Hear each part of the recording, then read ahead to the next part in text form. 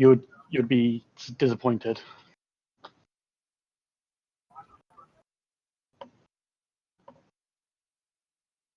We're back live on Facebook.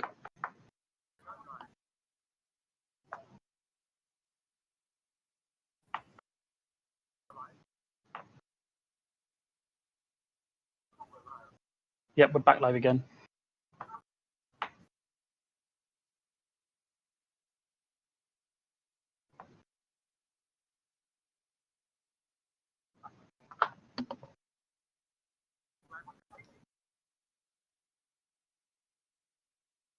Twitch, yes.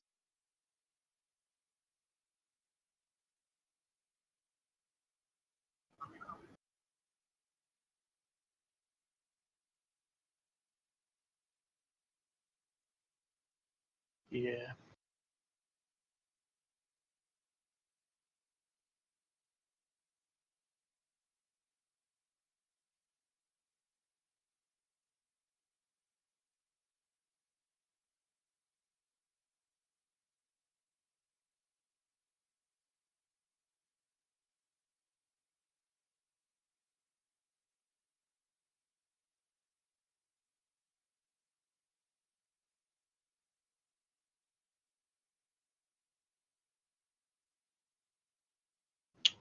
We've lost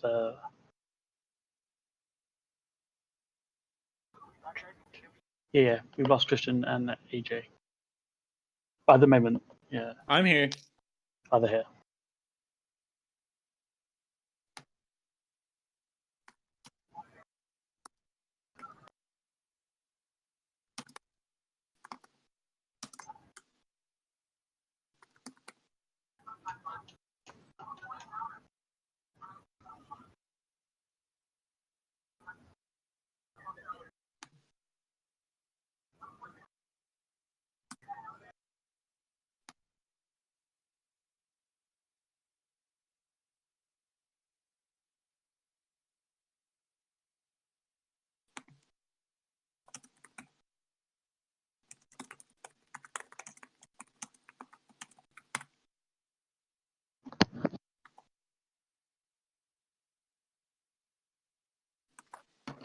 All right, so we are back live.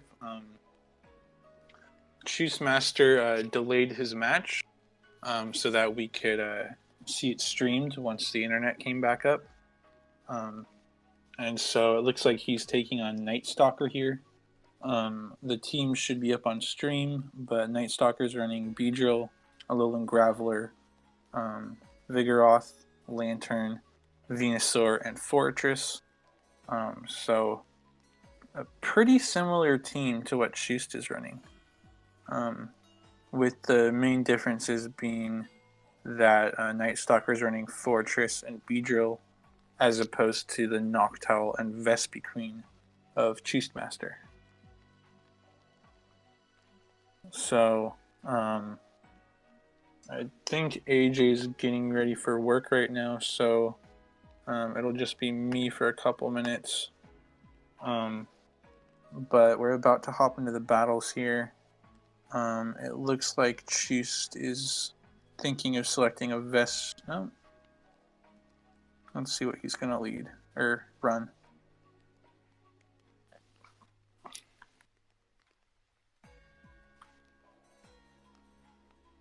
But let's see. I'm just kind of looking through the teams here.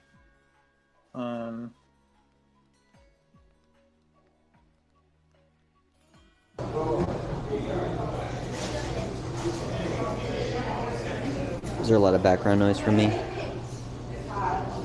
Some, yeah.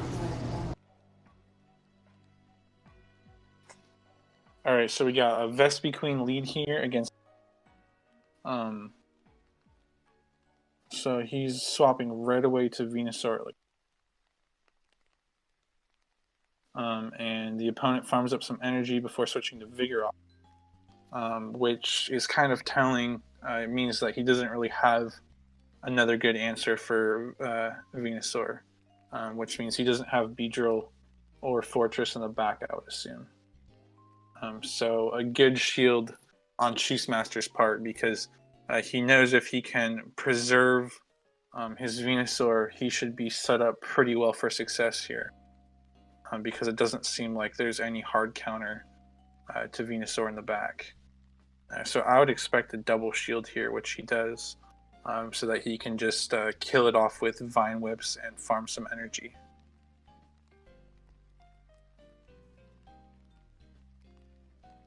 And then the opponent comes in with the Venusaur of his own. Choost is able to get off the Sludge Bomb, which goes shielded, and then he swaps into Vespiquen, which is a pretty favorable matchup for Vespiquen. Opponent switches to Lantern, but he's able to get to that X-Scissor, which does some decent damage, but Lantern is pretty tanky. So let's see, he gets to the second X-Scissor, but is probably going to be taken out by a Thunderbolt after this. It'll be interesting to see if the Lantern is able to farm some additional energy before going for the kill, or if it's just has to fire off a Thunderbolt right away.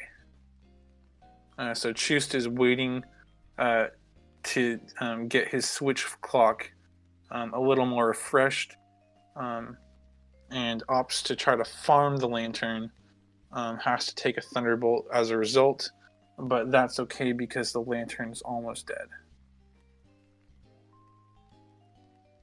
So now he's got Lantern in the back, and the Venusaur has a Frenzy Plant ready to go. So that is looking like it's going to be GG.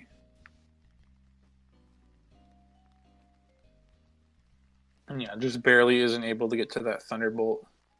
And so that's a loss in game 1.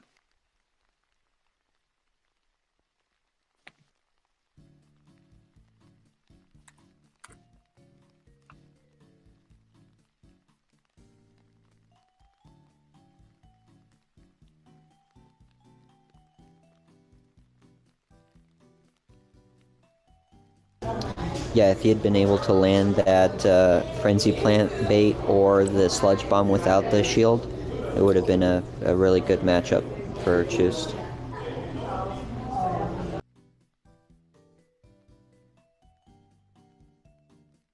Yeah, I just wonder, AJ, do you think he would have been better off if he had brought the Lantern in against Lantern as opposed to bringing his Venusaur in? Or do you think he played that right at the end?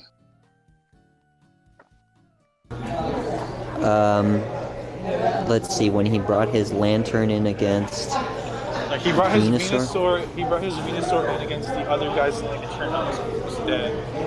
Right. And then the other guy launched off a Thunderbolt to kill his Venusaur. Yeah. I'm just wondering if bringing in the Lantern to try to tank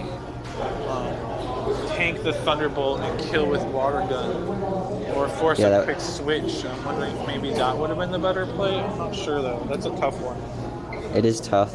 I think it probably would have worked out better just because that Lantern is a bit wasted on the Venusaur, so he's able to get the Thunderbolt off while he's farming, which is always really tempting, and then skew the match in his favor. But it was rough because once he used both of those shields, it was a bit more difficult for Venusaur to take advantage since it's so glassy. You know, it doesn't take those Thunderbolts kindly. Yeah, but I think using both those shields on the Venusaur was the right play, because based on the switch, it seemed pretty likely that there was no Fortress or Beedrill in the back, because he was switch locked. So if you have your opponent switch locked, you're going to swap in your best counter usually, which would have been the either of those two bugs. So without those, you know that your Venusaur matches up pretty favorably against the other team. So keeping it alive as long as possible is most likely going to be your best path to success. Yeah, just letting you know, I'll be in and out. I have a pretty significant delay on my flight, and the hotel is being pretty authoritarian right now and not letting us delay the van time, so they're kicking us out. and maybe I'll be able to find a private corner in the airport somewhere to stream a little bit longer. I really want to see how this plays out to the end. Yeah, so it looks like Choostemaster lost that round, so that's 2 losses now for Choost, as well as 2 losses for House Stark. And Quartz lost his match as well, it looks like. So this is the situation you were favoring, where undefeated start to lose, and it becomes more of a toss-up. Yeah, I mean, I just think it adds a little more intrigue because someone who lost in round 1, if they're able to win from there, has a chance to claw their way back in. And I didn't realize this, but one of the undefeated guys so far, Economical, I guess he won the regional in like the DC area, I believe. And apparently he's a member of Ghost Stadium, and apparently he also won the big Ghost Stadium Rainbow tournament that was hosted in Chicago at GoFest on Sunday. Wow, nice. And I was told he won the tournament and then rushed to the airport and made it to his flight that was 45 minutes later. Wow. So pretty impressive That's some dedication. stuff. Yeah. I guess the worst case is you just pay for the delay, you just take the next flight. Yeah. Pay for whatever that's the cost of greatness. Yep. And so it looks like in the next round there's 3 undefeateds left. There's Economical, who we were just talking about. And then there's Jack 1, 2... Hey.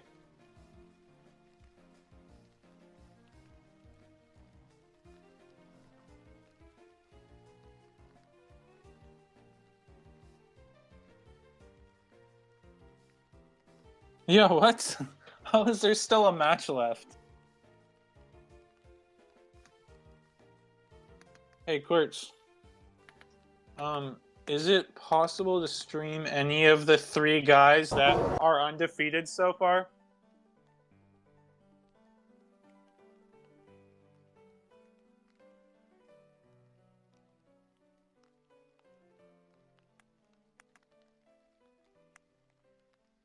Yeah, do you want to go talk to him? Yeah, so we have Economical, who's 4-0 so far that we just talked about.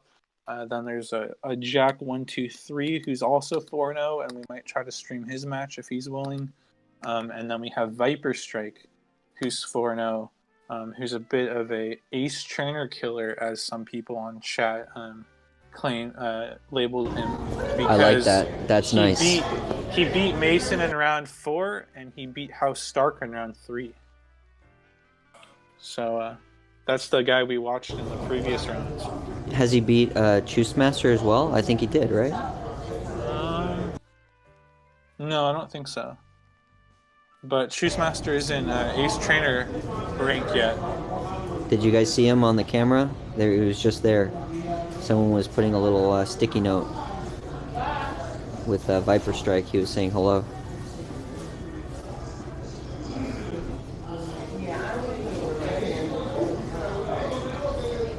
They both said, Spark the Spencer said they both said they wanted to wait, but forced them to stream.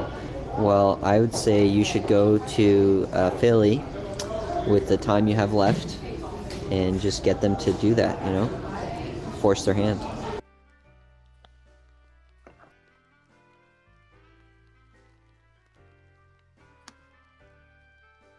I think that is exactly the stream, Burrito. That's exactly the stream that we're going for. We're going for Jack and the Ace Killer right now, Viper Strike. That's the match that we're going to be streaming.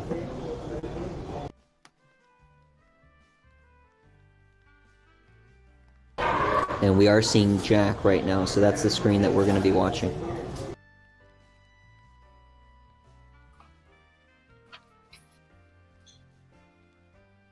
Right, and so if you look at the bracket, this is kind of the situation I was talking about, where if Valor Ash is able to beat Economical, then one of the players with 1 win will get paired up with whoever wins this Jack Viper Strike match.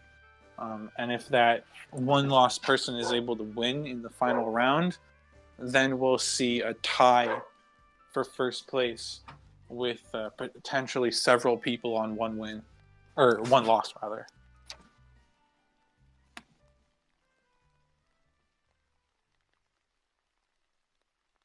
All right, so it looks like in terms of teams, we've got a Vigoroth, Heracross, Noctowl, Lantern, Alolan Golem, Fortress team. So that's double electric against Noctowl, Alolan Graveler, Venusaur, Vigoroth, Heracross, Lantern. So yeah, it's close to a mirror with. Is it just Noctowl or? It's Venusaur for Fortress. Oh yeah, you're right. And then yeah, the rest are the same. So it'll be interesting. I'm not sure how much play that Fortress is going to see against a double counter user, double electric team.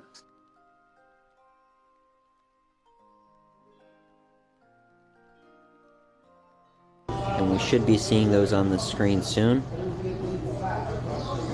Yeah, so AJ, what mons would you expect to see from each of these players here?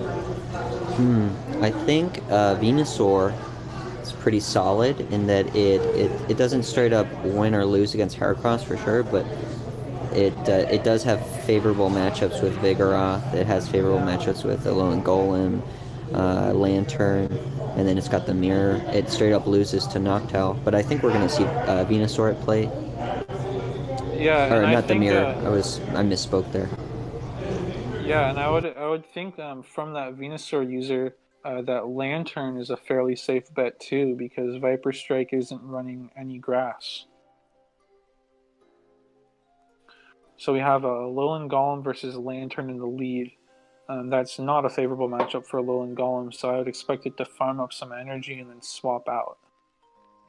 Because that Water Gun just chunks a lot of damage. It seems like he's just going to take a loss in this lead matchup and then kind of recoup from there.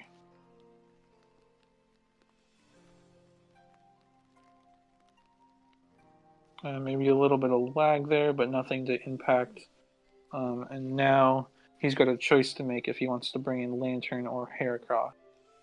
So he brings in Lantern for the mirror. This is one of the slower mirrors because their Lantern's pretty tanky, and that Water Gun damage is resisted. He's kind of forced to burn a shield here to preserve his Lantern. And he opts to farm up some energy before firing off the Thunderbolt because he's assuming that his opponent is not going to shield, potentially, but his opponent does. And then, again, he's farming a little extra energy before using that Thunderbolt, just so he's a little closer to the next Thunderbolt for the next mon that comes in. So Heracross comes in here. And he's at a shield advantage here, so pretty favorable situation. I expect him to use his last shield in order to get that Thunderbolt off, which he does, and should take out the Heracross.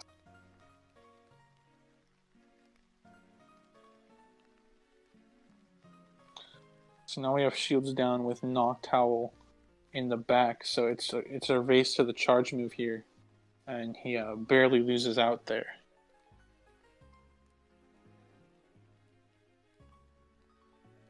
Oh, and this is not a great spot for Heracross to be in. I think this is going to be GG. And yeah, he's not even able to make it to the Mega Horn. So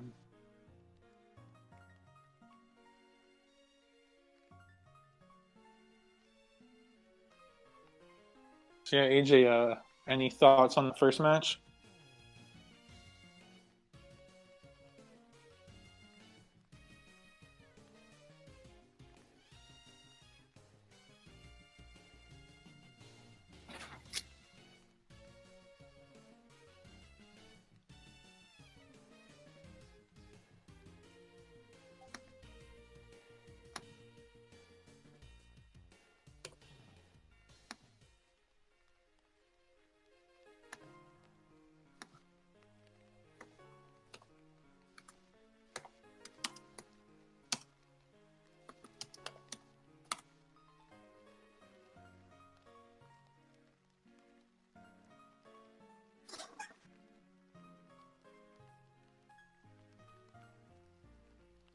Yeah, so I would expect game 2 to potentially see Venusaur from Jack 123, since it matches up fairly well here, and can handle that Lantern, because we saw both players using Lantern there.